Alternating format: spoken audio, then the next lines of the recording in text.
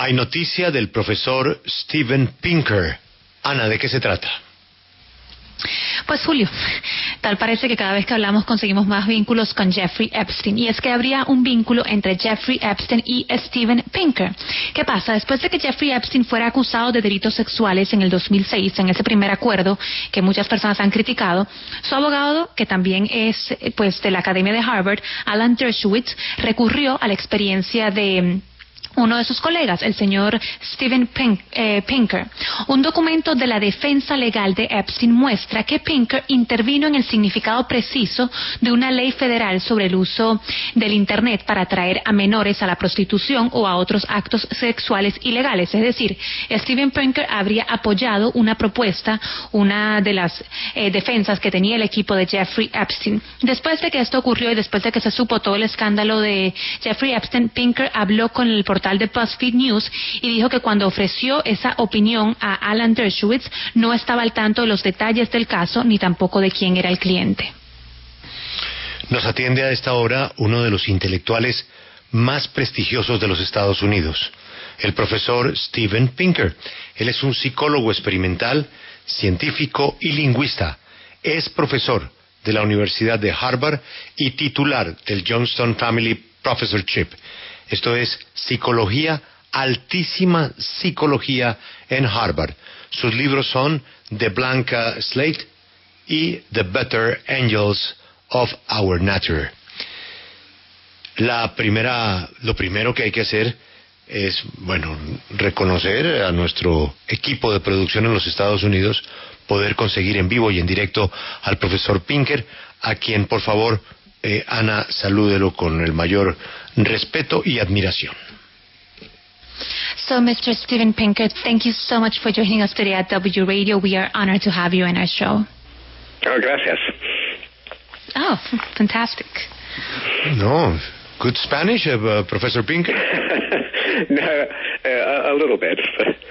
Not enough to conduct the interview in Spanish, unfortunately. Bueno, este debate que se ha armado por sus trinos, que han generado una carta de 400 intelectuales pidiendo que lo expulsen de la Asociación Americana de Lingüística. Él reconoce que alguno de esos trinos, tweets, fueron equivocados y los piensa rectificar. So, Mr. Steven Pinker, in reference to what's happening and, this letter that's been written to the American Linguistic Society in which they're asking for your removal from certain, from your removal, do you feel that the reasoning they have behind it, which after we read the letter we understand is a few tweets that you made, do you regret some of these tweets that you made? No, I stand by what I said. In a tweet, of course, the wording is never as precise as when you write an academic article. But I meant what I said at the time, and the fact that they were misunderstood was very easy to see, and many people have written clarifications showing that the people who signed the letter deliberately misunderstood the tweets. No se arrepiente de lo que dijo en esos tweets, se sostiene, pues obviamente reconoce que en un tweet de pronto no hay las palabras tan precisas como en un artículo académico, pero sí quería decir lo que ahí dijo, y pues él cree que más bien hubo un malentendido, la gente malinterpretó sus palabras, y pues por eso muchas de las personas que firmaron la carta se están retractando porque pues entienden que malentendieron lo que él dijo. Police killed 2 people, black and white. Focus on race distracts from solving problem as we do with plane crashes. ¿Me podría explicar el profesor Pinker dónde nos equivocamos en interpretar ese trino? Que por favor, Ana, lo traducimos después. So, Mr. Pinker, could you help us interpret this tweet that the host of our show already read? I don't know if you know which one he's talking about. Is the one where you say police? Oh. So can you help us understand in which part of this tweet we are misunderstanding the meaning of it? The tweet was to an article by an expert criminologist published in the New York Times, which of course is a famously liberal newspaper in the United States. He was an expert in crime, and he said, let's look at data to try to figure out why people get shot by the police. Is it because police are racist and are more likely to shoot a black suspect in the same circumstances? Or is it because American police shoot too many people of all races? We need to know the answer. No one can answer that question without looking at the facts. And this sociologist, Patrick Sharkey, has looked very carefully at police shootings and argued that we should figure out how to get American police to stop shooting everyone. Bueno, dice que este tuit que dice la policía mató dos hombres blancos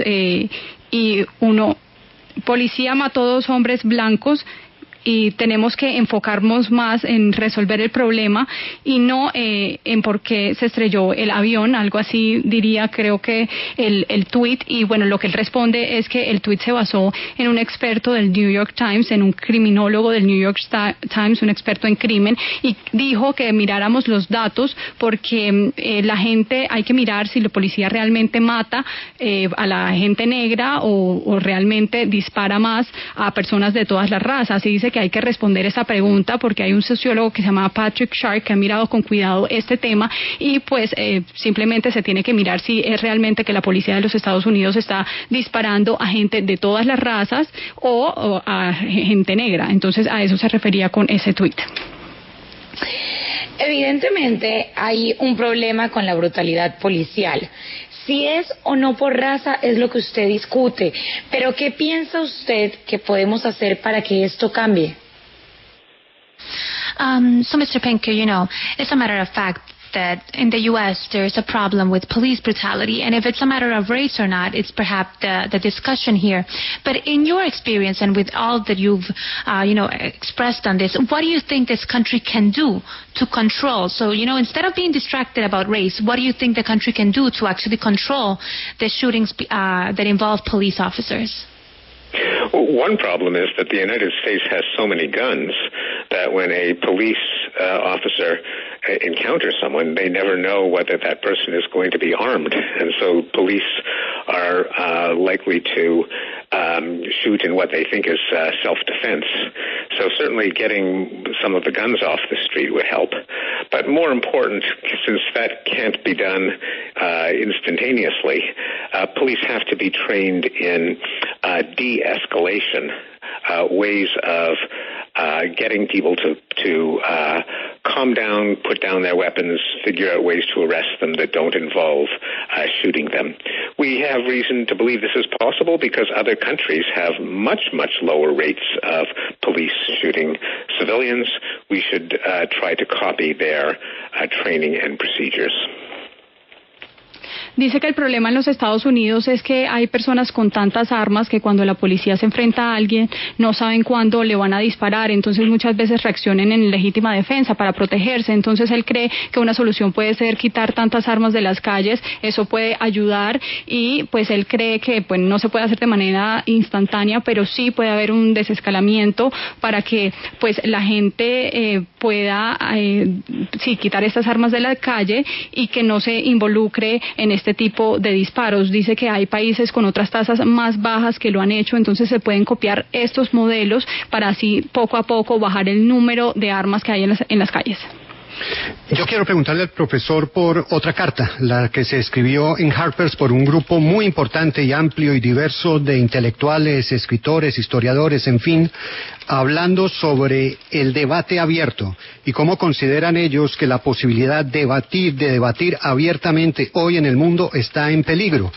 ¿Él cree que eso está sucediendo? ¿Que el debate abierto, el debate que presente diferentes posiciones sobre los aspectos de la vida que nos rodea, está hoy en peligro por situaciones como las que estamos hablando? So, Mr. Pinker, we want to speak about another letter, the one signed by 150 intellectuals. I believe you're included, if I'm not mistaken. And it's a letter in which they're saying that there's a lack of tolerance for different opinions. Do you feel that we are losing this in this country, that, open debate is being lost for situations like the one you are encountering right now? Yes, I think it is a real danger that people who express opinions that go against a pretty narrow left-wing consensus are fired, are drowned out, literally drowned out. They can give a talk and people pull fire alarms or drown them out with chanting. The problem is not for the people who signed the letters themselves, because we are, many of us are well known and secure, which is why we could sign the letter. The problem is more for people who don't have power, for younger scholars, writers at newspapers and magazines, people in tech who are afraid that if they express their own opinion, they will be fired. And it's for the benefit of debate and open expression that we signed the letter.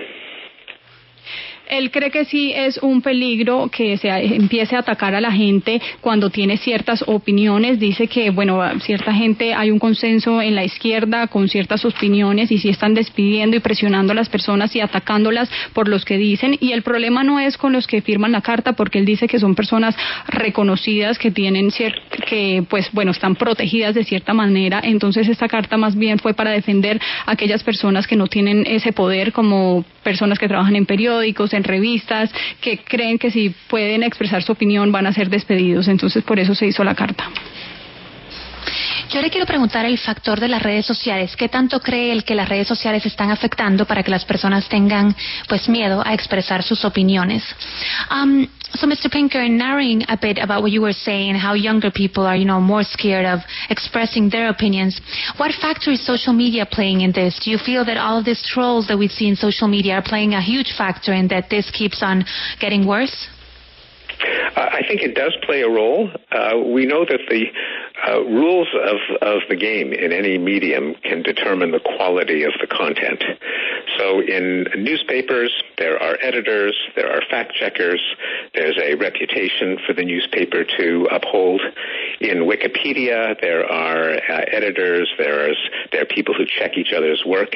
In social media, no one is checking facts, and in fact, the more outrageous the tweet, the more it is shared, likewise in Facebook.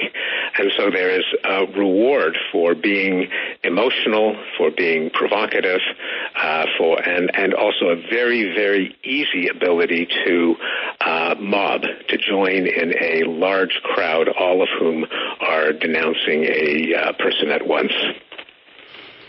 Bueno, él cree que lo que pasa con las redes sociales es que no hay unas reglas claras. Él dice que, por ejemplo, en los periódicos sí hay una persona que determina la regla o la calidad del contenido. En los periódicos hay editores, hay personas que chequean los hechos. Lo mismo sucede en Wikipedia. Digamos que hay cierto de reglas claras en ciertos medios, lo que no pasa con las redes sociales, donde nadie hace este chequeo, sino que, por el contrario, se empieza a expandir mucho más este mensaje, y eso permite que los mensajes y el contenido que allí exista sea mucho más provocativo, mucho más emocional, y es más fácil que una turba de personas, un grupo de personas se unan y empiecen a presionar para estimular un fin en específico.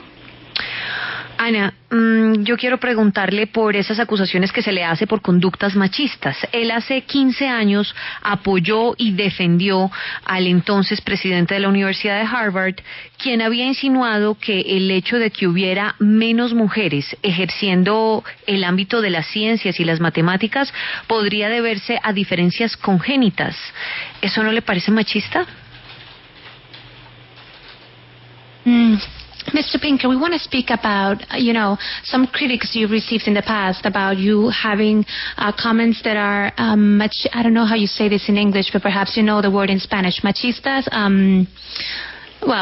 that they were not favorable of the opinion of women. Specifically, it's a few years back you defended the president of Harvard when he said that perhaps one of the reasons there wasn't enough, mathematicians or female scientists was because of a congenital difference. Don't you feel this could be seen as,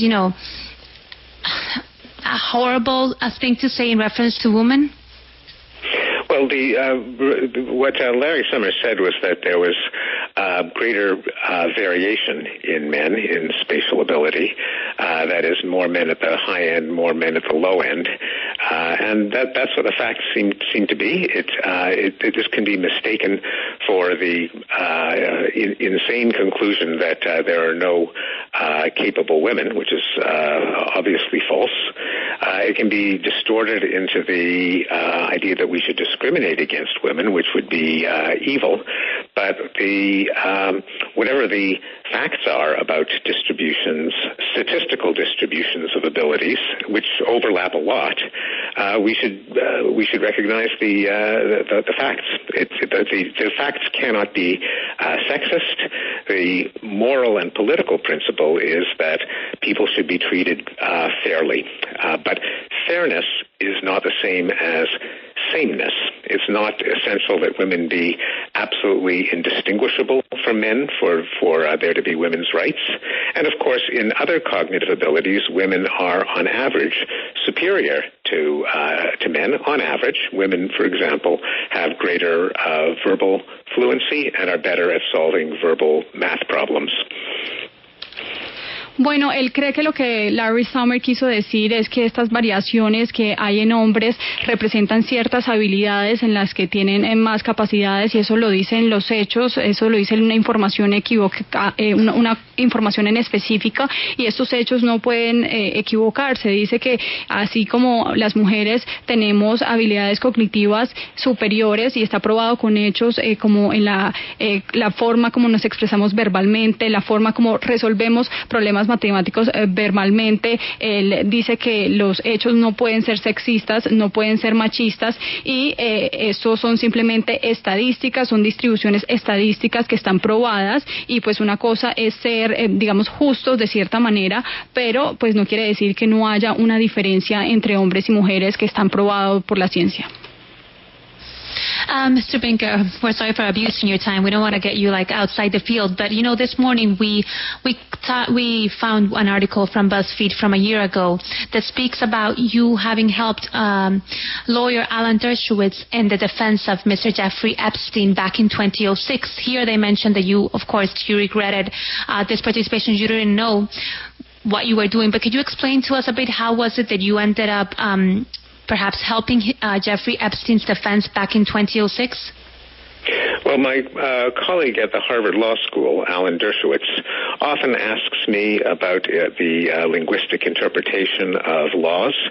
I think this is an appropriate thing because people should be charged with punished for laws that they break, not for laws that they did not break, and so the wording of laws makes a difference. He asked me about the interpretation of the law under which Epstein had been charged. I didn't know that this was the Epstein case; it was still private. And offered my linguistic analysis of the wording of the law. And I think that's I regret doing it just because I don't have to take on every question that's asked of me.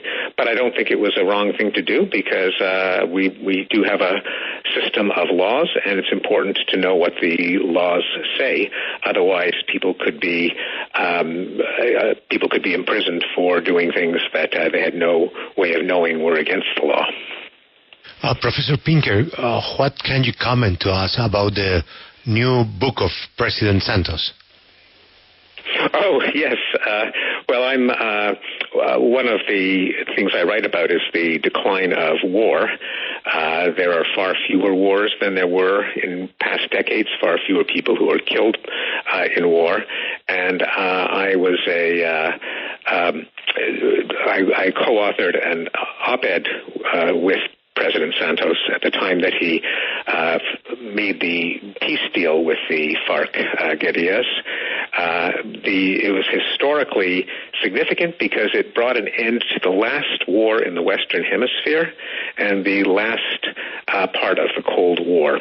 And so it was a momentous event in history. It means that an entire hemisphere is free of war in the technical definition of war. There's still violence, but in terms of a government fighting an organized force resulting in the deaths of more than 25 people a year, that has disappeared. That's a big historic achievement, and I believe President Santos deserved his Nobel Peace Prize for making it possible. But what about the new book? Oh, his book was about, I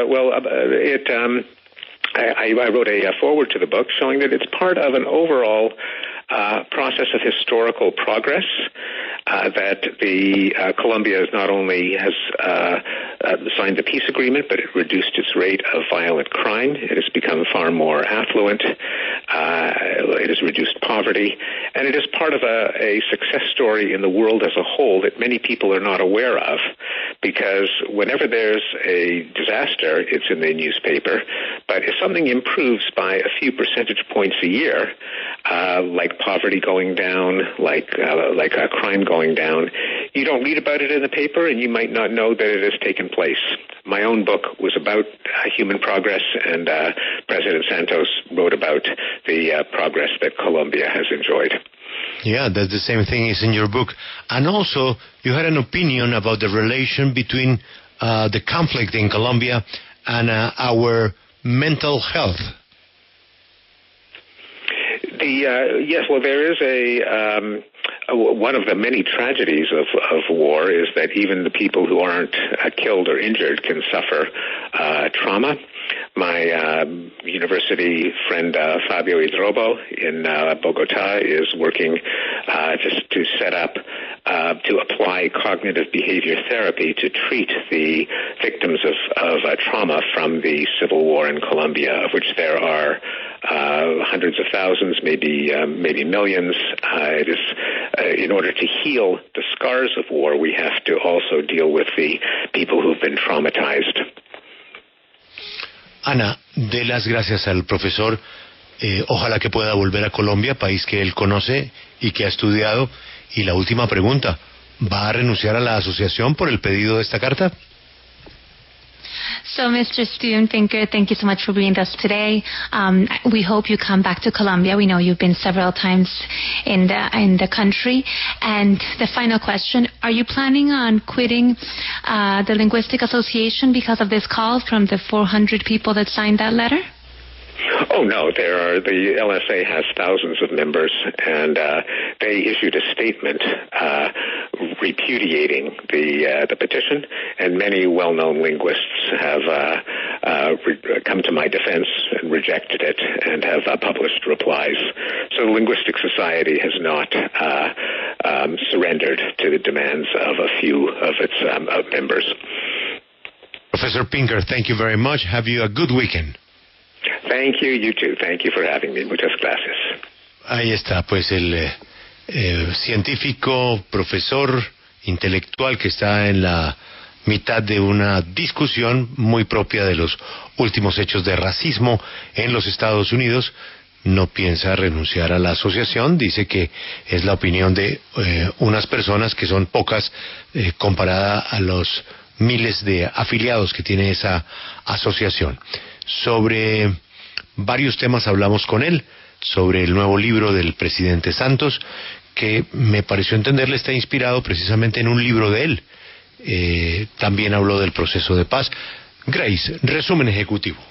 Bueno, habló sobre la relación que tuvo con la defensa de Jeffrey Epstein. Él dice que un colega en Harvard le pidió ayuda para hacer la interpretación lingüística de las leyes, lo cual considera positivo porque muchas personas pueden ir a prisión sin conocer o saber realmente cuál fue el crimen que cometieron o por qué está en contra de la ley. Entonces, esa persona le pidió ayuda, él sin saber que era del caso Epstein, porque pues era privado en ese momento. Entonces, él analizó en ese momento esa interpretación aplicación de la ley de ese caso en específico, pero pues se arrepiente porque pues él no tiene que resolver la pregunta de todas las personas que le piden ayuda, pero pues él no considera que haya sido algo malo, simplemente es una ayuda y algo que se hace para interpretar la ley. Sobre el nuevo libro del presidente Santos, dice que bueno, es parte de un proceso histórico, de un avance que hay en Colombia, del proceso de paz, que ha reducido también el crimen, la pobreza, y es como una parte de,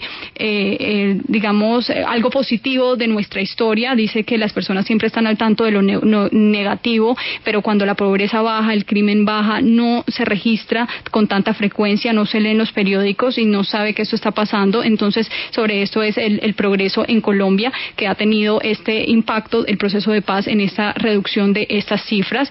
Dice también sobre la relación del conflicto en Colombia con el problema mental. Dice que es una de las grandes tragedias de la guerra, es una gran herida que deja la guerra, que puede dejar un trauma en las personas que incluso no estuvieron heridas en el combate. Y dice que hay un colega en Colombia, Fabio Irrobo, que está trabajando en este tratamiento cognitivo para estas personas que fueron afectadas por la guerra civil en Colombia, a aliviar esas heridas de guerra, porque bueno, dice que hay gente traumatizada por este conflicto. Y pues, como usted decía, finalmente dice que no va a renunciar a la Asociación Americana de Lingüística porque tiene el respaldo de la mayoría.